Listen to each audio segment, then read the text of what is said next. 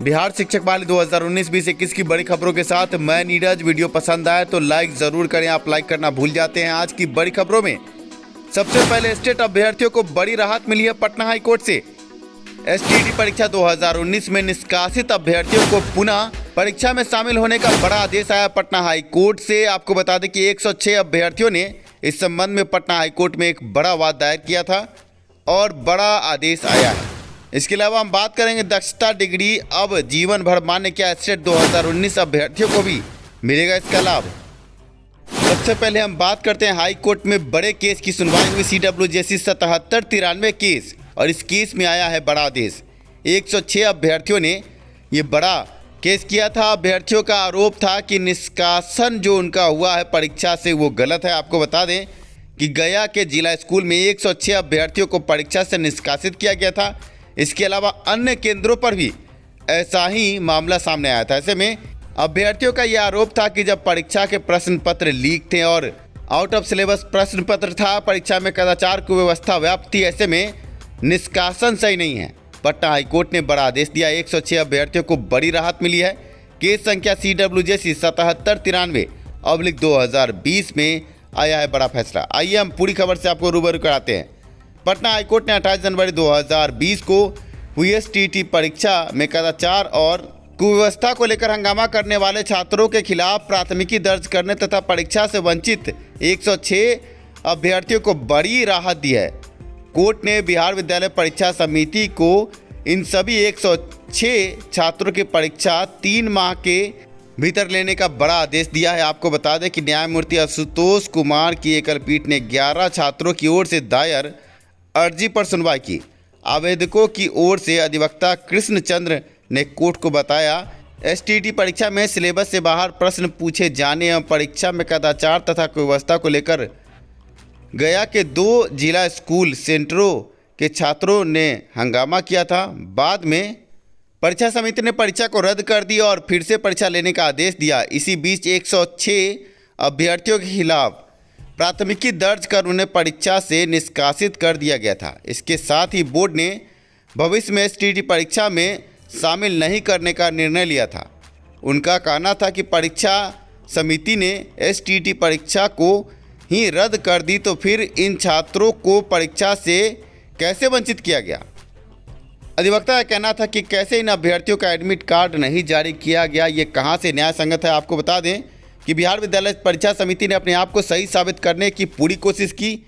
106 अभ्यर्थियों को परीक्षा से निष्कासित किए जाने तथा भविष्य में होने वाले परीक्षा से वंचित करने के निर्देश को सही करार देने का भरपूर कोशिश किया गया था बिहार विद्यालय परीक्षा समिति द्वारा, पर हाई कोर्ट में जीत अभ्यर्थियों की हुई है। ऐसे में आपको बता दें कि शिक्षा सुधार रोजगार ने भी पिछले दिनों एक वीडियो जारी करके ये बताया था कि अभ्यर्थियों के साथ ये नाइंसाफ़ी गलत है और अभ्यर्थियों को इंसाफ मिलना चाहिए। ऐसे में पटना हाई कोर्ट से ये बड़ा आदेश आया। CWJC 7793/2020 केस में ये बड़ा आदेश आया। निधि राज द्वारा ये बड़ा केस किया गया पटना हाई कोर्ट में।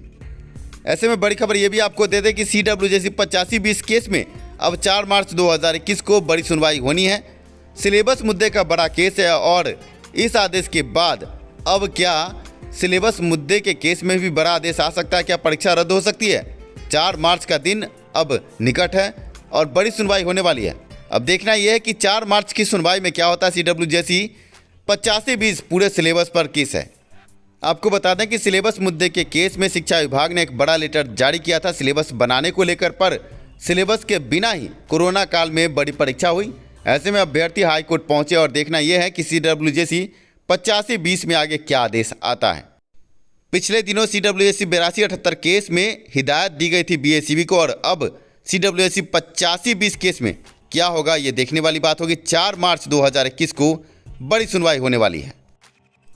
इसके साथ ही नियोजित शिक्षकों के लिए बड़ी खबर है। राज्य के पंचायती राज एवं नगर निकायों के अंतर्गत कार्यरत शिक्षक एवं पुस्तकालय अध्यक्षों को हाई कोर्ट के न्याय का उल्लंघन एवं कर्मचारी निधि अधिनियम 1952 के प्रावधानों के अनुसार नियुक्ति तिथि से EPF का लाभ नहीं देने को लेकर पटना हाई कोर्ट में अवमानना वाद दायर की गई है।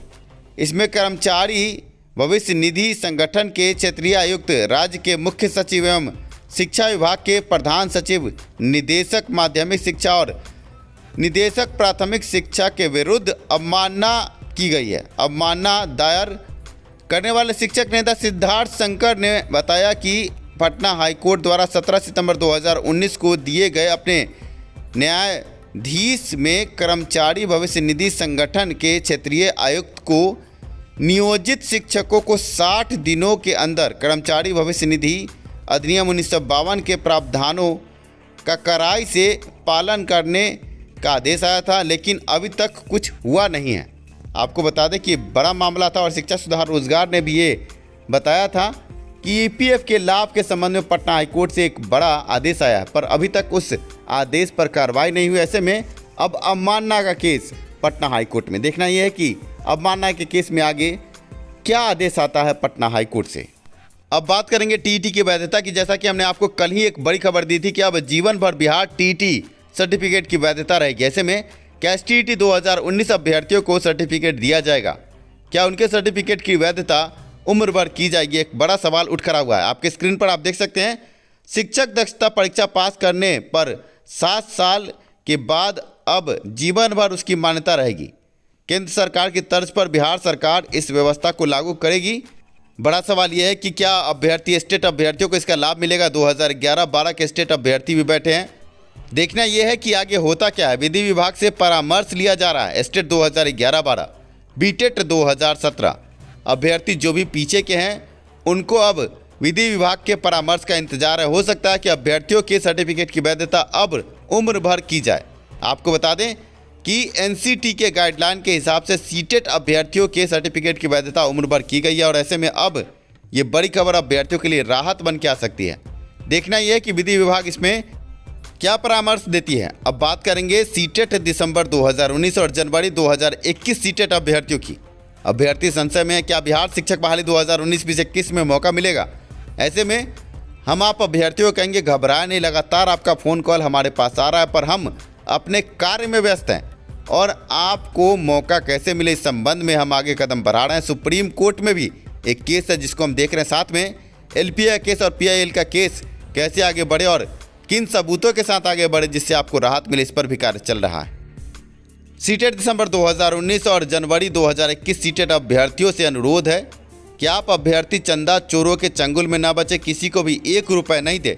आपका केस पटना हाईकोर्ट में दाखिल है और पटना हाईकोर्ट के बाद अब सुप्रीम कोर्ट भी शिक्षा सुधार इस मुद्दे को लेकर चल रहा है, पर चंदा चोर से सावधान रहे। आपसे केस के नाम पर, आंदोलन के नाम पर पैसा उगाही हो सकती है। ऐसे में आप अभ्यर्थियों से ये निवेदन है कि किसी को भी 1 रुपये नहीं दे, चंदा चोरों से सावधान रहें।